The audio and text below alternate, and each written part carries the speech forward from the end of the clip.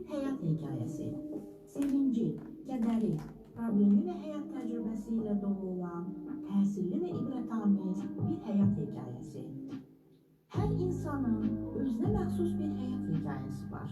Müxtəlif həyat hekayələrini dinləmək üçün 96.9 tezliyində Manol Radyosu'nun canlı efirində Tubalə Muxtarovanın təqdimatında Çərşənbə axşamı saat 12:00-da dinləyə bilərsiniz.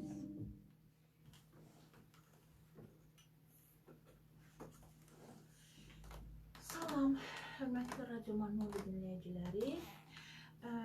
Bugünkü biz yenə də mən sizi Tubalə Muxtarova Radyo Manol'un canlı efirində salamlayıram əziz dinləyicilər.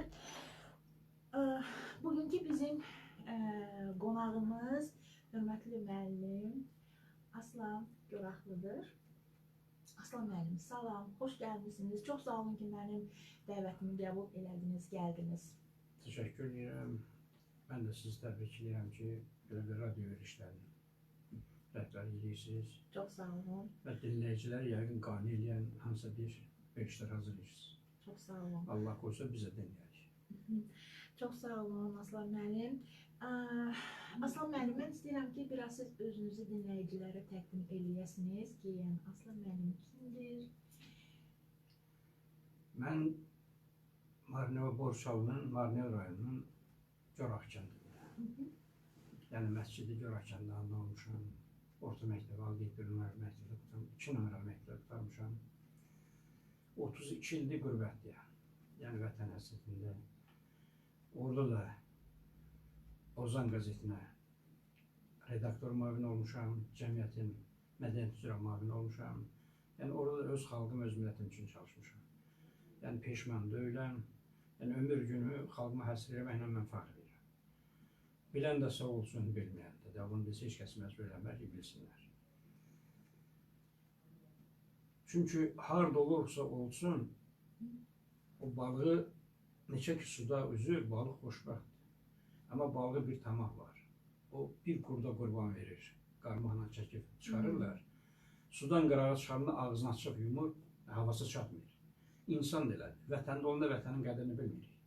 Amma qürbətdə olanda o balıq kimi elə bir havamız çatmır. Düzdür.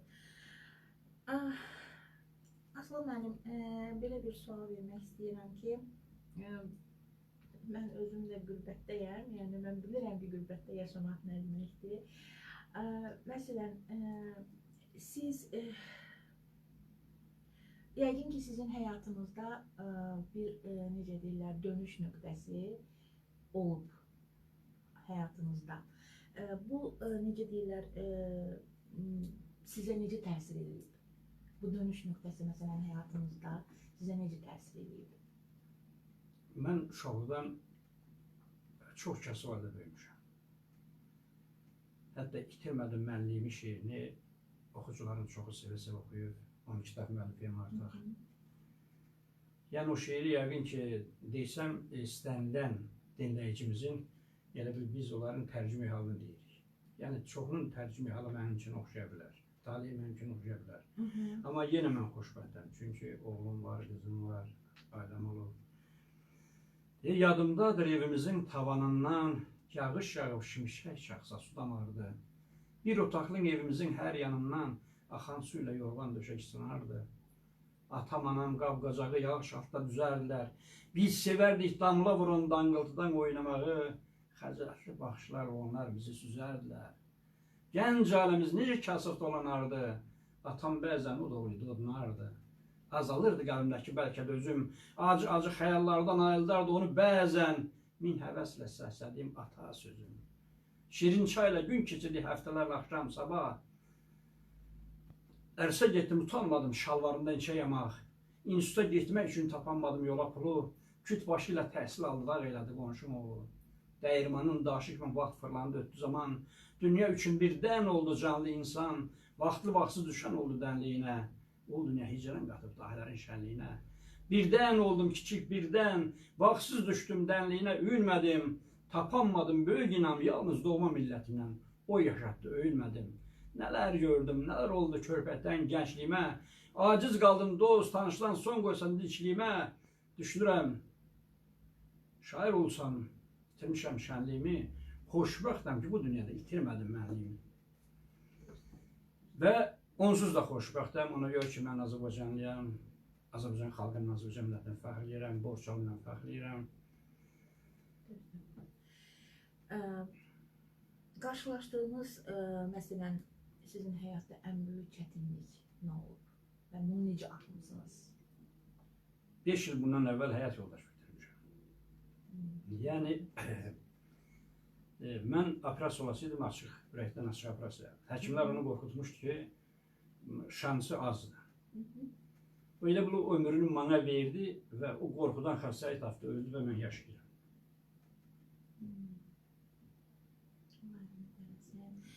Kökənizə rəhmət. Yəni, ən çatlanım oldu. İndiyə qədər verdiyiniz ən önəmli qərar həyatınızda nə oldu? Vallahi, mənim qərarım ancaq xalqa xidmət eləmək. Və körpə yaşlarımdan, gənc yaşlarımdan həmişə öz elimlə, oğlumla fəxrləmişəm, öz elimin oğullarının ziyalılarını istəmişəm göz şiirimdə xalqa çatdırayım. Və 3 poema müəllifiyəm, 3 poemanın 3'ü də Qazaxıstanla, mən 5 ildə Qazaxıstanda yaşamışam. Qazaxıstanla Gürcistan arasında olan məsafələrdə müəyyən önəmli hadisələri qələmə almışam. O poemamda 3'ü də Bakıda almaqda dərc olmuş, kitabımda da çıxırlar. Və aşağı kisədə də ordular. Hətta Qoltu Ağacı, gənclər üçün Qoltu Ağacı poemam, əgər tapıb oxusalar, doğrudan yəqin ki, razı qalırlar. Mən deyəni təsdiq edirlər ki, doğrudan mən haradasa gənclərin də nəbzini tuta bilmişəm, gəncliyin nəbzini tuta bilmişəm. Ümumiyyətlə, Aslan müəllim, qürbətdə yaşamaq necə hissdir sizin üçün?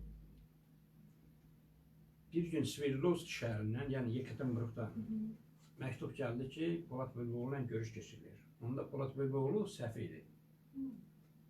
Moskvada, Azərbaycanın. Və biz də getməli olduq, nəsə sağ olsunlar, əyləşdirdilər. Bir məclisdə Polat Bülbüloğlu çıxış elədi, Polat Bülbüloğlu söz verdilər. Polat Bülbüloğlu dedi ki, mən pəncərədən baxıram, siz doğrudan xoşbəxtsiz, maşallah, hamınızın bahalı maşınlarınız, eviniz, eşiyiniz, falanınız biraz da təriflədi. İndi yəni ürək dirək verdi qəriblərə. Bundan sonra təsadüfən növbəyi elə bir aparıcı hiss elədi, nə vardısa, biraz mənim josk olduğumu, yəni bərk olduğumu bilirdim. Sözü bana verdi. Mən birbaşa Polat müəllim müraciət edim, Polat müəllim, mənim də maşınım var, mənim də evim, eşiyim var. Amma qəribim xoşbəxt olmur. Orada belə bir şeylə çıxıram ki, vətəndən savayı qərib nə istər? Sevsə də var devlət qəlbən xəbistər, varsa da vətənsiz xoşbəxti göstər. Çox olub dünyanın bərki, boşları, qərib gözlərinin kəsməz yaşları. Həmin şeylə çıxırdım, orada ölkəm alqışladılar, yəni 500-600 adam iştirak edirdi. Yəni qərib, qürbətdə hər şey tapmaq olar. Amma vətənsiz mən xoşbəxtini görməmişəm. Mənim də hər şeyim olub, amma mən özüm xoşbəxt saymamışam. Yəni ömrün 32 ilini vətənimə, torpağıma, xalqıma da həsr eləsəm, elə bil yenə borçlu qalmışam. Yenə borçlu özümü sayıram. Ümumiyyətlə, əgər siz deyilsə, Aslan müəllim, qürbət həyatınız sizin necə başladı? Yəni, necə başladı? Mən o vaxt burada möhkəm krizis yaranan vaxtı Gürcistanda. İndi qoy ziyalılarımız məndən inciməsin. Heç kəs mənə demədi ki, gəl heç olmasa mənim idarəmdə bir süpürgəçi işlə saat 5 məbirsən də ailəni sağla. Belə bir kökə düşdüm, mən yoldaşımın nişan üzüyünü satıb Qazaxıstana getmişim. Nişan üzüyünün pulundan Qazaxıstana ailəni aparıb getmişim. Və şükür Allaha, hal-hazırda heç bir ehtiyacım yoxdur, nə uşaqlarıma ehtiyacım, hamısını yerləşdirmişik. Bir oğlum, bir qızım var, hər iki sağ təhsilli, hər iki sağla qurtlar. Yəni Allaha, yəni heç bir şikayətim yoxdur. Yəqin Allahın öz yazısı beləymiş, belə yazır. Buna şükür oxumalıdır, mən də şükür oxumalıdır. Təşəkkür edirəm. Sizə, ümumiyyətlə, həyatınızda sizə ilham verən insanlar kimlər olub? Doğrudan da samballı ziyalılarımız. Mən həmişə Ayvaz Dursunoğlu'na fəxrləmişəm. Rəşid Pəhləvanla fəxrləmişəm, Əmrə Aslan. Yəni mən Gorana doğulmuşam, Körpəkdən Əmrə Aslanın igidliyini eşitmişəm, heykəli qoyulanda əməyim olub. Mən də orada iştirak eləmişəm. Ayvaz müəllim rəhmətlikdə neçə il bizim savxozda keçir, bayraq alıb atamla da bir gəlir işləyir savxozda. Yəni onun hesabına Gorağında çoxları ev, eşik, yəni yaxşı əmək haqqı aldılar, premiya aldılar, belə bir şeylər. Ona kimi biz bilmirik, savxozda premiya nədir, aylıq nədir, donluq. Yəni yüksək məbləğdə pul, belə bir şey. Allah rəhmət eləsin. Hacı Murad müəllim oldu, neçə il bizim rayonda da, Mirqorudda da işlədi, hər yerdə işlədi. Allahverdi müəllim oldu. Və Allahverdi müəllimə mən dəfələrlə rəhmət oxuyuram və fəxr edirəm ki, mənim ilk kitabım, bu torpaq mənim ilk kitabımın ilk sponsoru Allahverdi müəllim. Doğrudan gedib müraciət eləmişəm, kömək edib və kitab çıxıb, kitabı da yazılı verilib, yəni müəllif zaten sponsor kimi ilk kitabım Azərbaycanda çıxıb. Sonra Qazaxstana gelmişik, orada biz Lure nəşriyyat var. Onlarla da qavur bağlayanda Tatyana Lure var. Onun atası Fransız olub, müharibə vaxtından gəlib düşən babası. Gözəl jurnalist, o məni başa saldı ki, bizim Tatar əlifbalarıyla sizinki tutur. Yəni Kril əlifbalarıyla kitab buraxa bilərik. Gəl Azərbaycan şöbəsi açaq, orada redaktor səni qoyun. Yəni müavin kimi. Yəni Eloğulların kitabını, 5 nəfər Eloğlumuzun, qürbətdə yaşayan Eloğlumuzun kitabını buraxmışıq. 5-6'sı da özümün buraxılıb, yəni sponsor verənlər olsun, çox sağ olsunlar. Yəni bizdə qürbətdə yaşayanların müsbət cəhdi odur ki, bizdə sponsor verənlər çoxdur. Yəni başa salanda ki, bu şey var, mənə kömək alın edirlər. Sağ olsun, mən hamısını təşəkkür edirəm. Çox gözəl. Həyatda ən çox dəyər verdiyiniz şey nədir? Aslan müəllim, ən çox dəyər verdiyiniz İnsanlıq. Mən ondan yüksək bir şey. Mən hərdən Facebookda da yazıram, bəziləri qadın olur, dostumda, kişim olur, yazırlar ki, bana incimişəm, bunu deyir, bunu deyir. Vallahi mən dünyaya gələnin hamısı adamdır. Siz də bilirsiniz, hamı bilir. Amma sonra insanın zirvəsi olur, hər adam çıxamır.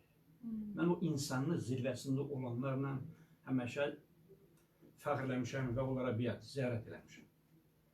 Yəni mən ən dəyər verdiyim əsl həyatda insan kimi yaşayıb insanlara qiymət qoyan insanlardır.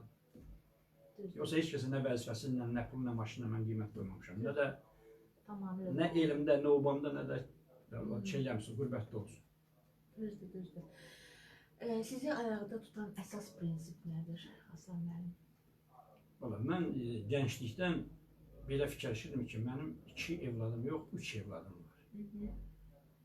Hərdən məni danlayırlar ki, sən güclə dolanırsan, sən pulu kitabına xarclayırsan, kitab bırakırsan. Ya onu da satışa bırakmırsan ki, bunu Allah mal verir, hamıya paylayırsan pulsuz, kitabı da pulsuz paylatdırırlar. Deyirəm ki, mənim evlatlarımdan qabaq Allah Taala məsələn 5-ci 6-cı sinifdən bunu mənə verir, körpəlikdə. Bu da mənim evladımdır. Mən bunu da xoşbəxt eləməliyəm. Bunu siz başa düşənməzsiniz, mənim öz dünyam var. Yəni həmişə çalışmışam ki, nəsə yazım, kimisə dərdini yaza bileyim, kiməsə nəyisə çatdırmağı, kimisə sevindirməyə bacarayım. Mənim rəhmətli babam vardı, Ataxallı Olçuyun deyirlər. Uşaq idim, o bilirdi yaracana məşğul olum, hazırcaq olduğumu. Deyirdi, valla o vaxt sən xoşbəxt olacaqsan ki, səhər tezdən qalxanda axşama kimi heç kimsə 200 adamın keyfini soruşacaq. Salam verib keyfini nə cür deyəcəksən. Yəni könlün ola biləcəksən. Ona görə nə ki oxucular var, mənim tanıyanlar var, hamısı deyir ki, yəni birdən mən bir joski bir şey yazanda deyirlər ki, səndə o ürək yoxdur, onu elə belə yazma. Yəni sifətinin oxunur, sən mehriban adamsın. Yəni bu köhnələrin, babaların sözünə baxmağa. Bir də Həsən İsmailov müəllim olub, kimi müəllim. Ona mənəvi atam kimi baxmışam. Allah rəhmət eləsin. O 1-2 dəfə oturanda dedi ki, sən çalış həmişə özündən böyüyə, siz deyin. O məndə o qədər privileji qalıb, 2 yaş özümdən böyüyə də siz deyirəm. Birdən təsadüfən sən deyəndə, biləndə ki, məndən 2 yaş böyük, 1 yaş böyük, həqiqi utanıram. Yəni, bu gözəl privilejiyaları, bu gözəl hamısı müəllimlərimizdən, ağsaqqallarımızdan öyrəyək. Allah köçünlərə rəhmət qılınlarcansa. İndi bizim borcumuzdur. Gələcək nəsli öyrədək. Düzdür. İndi ümumiyyətlə boş vaxtlarınızda nə ilə məşğul olmağı sevirsiniz? Yəni sizin, məsələn, insan var ki, hobisi olur, xoşuna gələn nəsə bir, sizin nədir? Mən körpəlikdən Algət çayının sahilində böyümüşəm. Axşam onda hobim mənim gəzməkdir. Hamı bilir ki, mən çayın qırağında, ya çayın qırağında oturub ayağımı suya salıb otururam, uşaqlığım yadıma salan kimi. Ya çayın qırağında uşaq vardı, o qoz, qarğa qoz aparır, daş atıyordu ki, qarğadan, bilmirik qarğanın 300 yaşı var, biz onu anladanlar. O qarğa qoyulurdu. İndi hərdən çayın qırağında o qarğa qoyulmaq mənim üçün böyük şərəfdir. Yəni elimlə, obasınla. Əgərmi, valla imkan da var, oğlum da deyib, o vaxtda deyiblər ki, gedən kimi filan sanatoriya deyir, mənim sanatoriya Algət çayının sahilidir.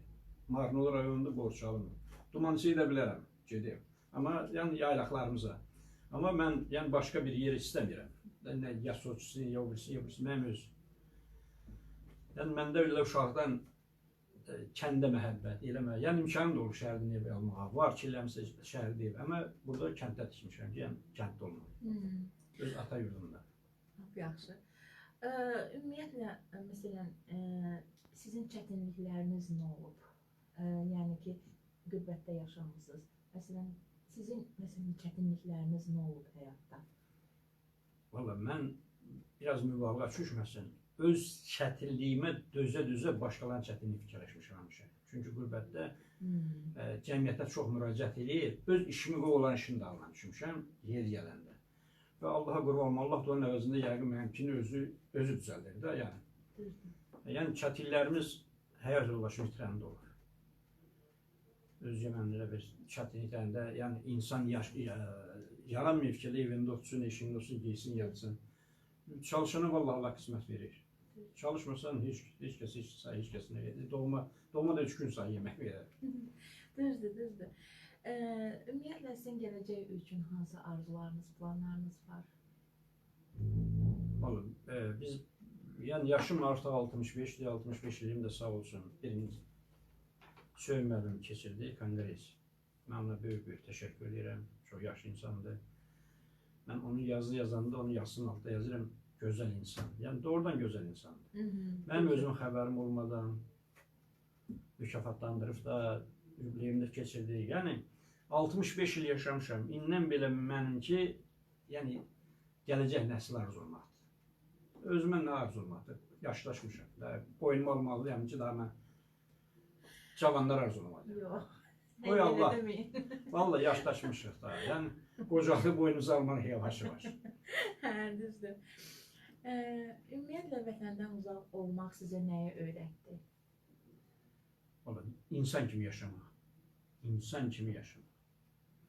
Mən həmişə müəyyən dostlarıma da deyirlər, biz bu şeyliyi, buradan bu gəlir gətiririk, qazanc gətiririk. Yəni biraz əyri ol, sən niyə getmirsən? Deyirəm, mən Coraxını, Borçalının adını daşıyıram. Mən o adı ləkələmərəm. Mən deyə aslan deyiləm. Mən aslan Coraxlıyam. Mən Corax adı mən ləkələmərəm. Elə də bir Azərbaycanlı kimi qürbətə düşəndə o millətin adını o qədər yüksək tutub, o qədər sevmişəm öz millətimi. Heç vaxt istəməmişəm, mənim hansısa bir seyf hərəkətimlə o millətin adını ləkə gəlsin. Həmişə istəmişəm uca tutsun. Elə də ömrün axırına kimi onu tutmalıyım. O mənim borcum deyil, Azərbaycanlı kimi bir insan kimi. Ümumiyyətlə, bugünkü həyatınızdan razısınızmı? Mən narazı ola bilmərəm. Çünki mən həyatı dərin bildiyimə, elə həyatın mənası bu əyləncələrdir, biraz çətinlərdir, biraz gözəllərdir. Bütün ailə başdan ayağa zada gəlməmiş, istirahədə gəlməmiş insandır. Müəyyən əyləncələr olmalı. Düzdür. Ümumiyyətlə, sizin... Allahımızdan çox razıyam. Önlərdən varı, əsas insanın da varı dövləti, gələcək nəsildir, varıdır. Oğuldu, uşaqdır. Düzdür. Ümumiyyətlə, məsələn, geriyə dönsəydiniz, həyatda nəyi fərqli etməyi çalışardınız? Nəyi fərqli edərdiniz? Əgər, məsələn, geriyə dönsəydiniz və yaxud da sizə bir daha şans verilsəydi, siz nəyi fərqli edərdiniz etdiklərinizdən? Mən elə doğulandan hansı ideallarla yaşamışam, yenə də onunla yaşayardım. Yəni, bunda nəyisə dəyişmək, gün həmişə bir tərəfdən çıxıb, bir tərəfdə batıb, ay ulduzda hansı vaxt çıxıb. Yəni, insanın gücü çatan hər şeyi elə bu yaşda da dəyişməyə hazıram. Nə mənada? Yəni o mənim gücüm çatırsa, mənə Allah elə bir salahət hüquq veribsə, yoxsa gedib Allahın işini biz qarşısı tökülük. Yəni heç yəni keçmişi qaytarmaq mümkün deyil. Yəni o fərzi ilə yaşayır, onsuz arzularla yaşayır ki, belə olsa belə eləyərdim, elə yəni təzədən başlayardım. Müəyyən şeylər də harasa gec gecikmiş şücaətlər. Razılaşmalıyım. Həyat elədir ki, razılaşmalıyım. Düzdür.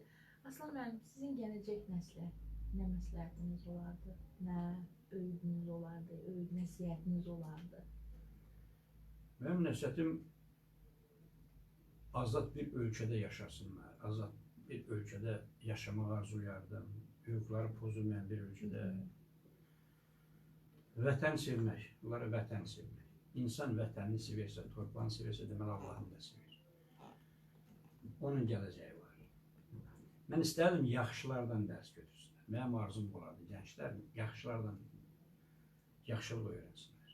Təsvirlər olsun, müəyyən proseslər gedir, gənclərimiz başqa meyilli oldular. Allah özü düzəlsin, Allah özü kömək eləsin. Yəni Allah insanı cəza verəndə birinci ağılını alır. Bircə millətimin Allah ağılını almasın. Düzdür. Aslan müəllim, şeirlərinizdən yenə də oxuya bilərdinizmi bizim üçün, deyə bilərdinizmi? Arzu köhlənimi səkə bilmədim. Qar düşdü izimə vətən torpağı. Sən çəksən çalışdım, çəkə bilmədim. Mən səni özümə vətən torpağı. Gündüzüm narahat, gecəm yuxusuz. Danladı üzümü doğma oğul qız. Sənin həsrətinlə yandım cız. Kül salmaz gözümə vətən torpağı. Gəlmədim dünyaya soy köküm danım. Mənim borçalım Azərbaycanım. Söykə anam kimi sarıkən canım. Üzümə vətən torpağı. Gör axlın aslanım bir gün hədər. Qəribsən qismətin qüssə, qəm, kədər. Qıyıb götürmədim ovucum qədər. Tökməyə gözümə vətən torpağı. Mən bunu arzulardım. Hansı ki bizim babalar qıyıb müharibə də aparmadılar o torpağı, sevdilər. Biz də bu torpağı sevməliyik. Biz də Borçalı torpağını sevməliyik. Biz də Azərbaycan torpağını sevməliyik. İnsan harada yaşayırsa, rəhmətli babamın bir sözü var idi. Deyirdi, bala çalış, yediyin tarlikə tüpürmə. Yəni bu Gürcistan torpağında biz boya başlatmışsa, böyümüşsə, bizim sevməyə haqqımız yoxdur. Biz Borçalıyı da sevməliyik, Gürcistanı da sevməliyik və burada olan bütün xalqları sevməliyik. Hamımız insanıyıq. Dünyaya gələn hamısı insandır. Öz dinimizdə sevməliyik, qeyri-dinlərə hörmət qoymalıyıq. Yəni insanın pisi yoxdur, xasiyyətin pisi ola bilər. İnsan o vaxt pis olar ki, mənim 4 gözüm olar, deyərəm, niyə sizin 2-dir, mənim 4-dür, ha, qof gülərəm. Hamımızın 2 gözümüz, bir başımız, bir ağlımız varsa, deməli, hamımız insanıyıq. Nə olar, birimiz sarı ağız olar, birimiz qara ağız olar, biri zəhnici olar, bunun fərqi yoxdur. Bunu Allah yaradandır, biz Allah'a qof görənlər ya. Ona görə bir insan kimi yaşamaq. Dünyaya insan kimi gəlib, insan kimi getmək lazım. Düzdür Aslan müəllim. Çox sağ olun Aslan müəllim. Çox sağ olun ki, bugün sizin gözəl hekayənizi, həyat hekayənizi dinlədik. Düzdür, suallarla olsa da dinlədik. Bir daha sizə təşəkkürümü bildirirəm ki, həqiqətən də mənim dəvətimi qəbul elədiniz, gəldiniz və suallarıma cavab verdiniz. Çox sağ olun. Mən də sizə təşəkkür edirəm və sizə uğurlar, mənim bir cümləm var. Ancaq deyir uğurlar, sizə də uğurlar arzulayıram. Çox sağ olun. Və qürbətdə yaşayan milyonlarla, 3 milyon yaxın Azərbaycanın adından, elə də 16 min şeyləmsə yaşayır Azərbaycanın adından təşəkkürüm ki, mən dəvət edirsiniz. Yəni mən o qəlbləri təmsil edirəm. Mən hərdən yazmaqda yazıram ki, 1000 təşəkkürlər. O məni mən niyə yazıram? Orada yaşanan 6000 deyir ki, bizim adımızdan çıxış elə bilərsin. Mən onların adından çıxışım, öz adından yox. Deyirəm, sizə ad günü təbrik edirəm, deyirəm, 1000 təbriklər. Mən birəm axara, yəni 1000 o arxamda da var. Yəni bunlar, bu qəlbləri də unutmuruq. Və sizə də mən dərin təşəkkür edirəm ki, qürbətdə olan şairlərimiz, yaşlarını da unutmursunuz. İki də mən qarşılıqlı sizə dərin təşəkkür edirəm. Sizə uğurlar ancaq olar. Çox sağ olun, çox sağ olun. Təşəkkür edirəm. Çox sağ olun. Çox sağ olun. Əziz Radio Məndən dinləyiciləri, bugünkü Bir Həyat Hekayəsi radio proqramının qonağı Aslan müəllim idi, Aslan Göraqlı idi və onun hekayəsini dinlədiniz. Çox sağ olun bir daha. Gələn görüşlərdə sizinlə görüşənədək sağ olun. Təşəkkür edirəm. Sağ olun. Allah'a emanet olun.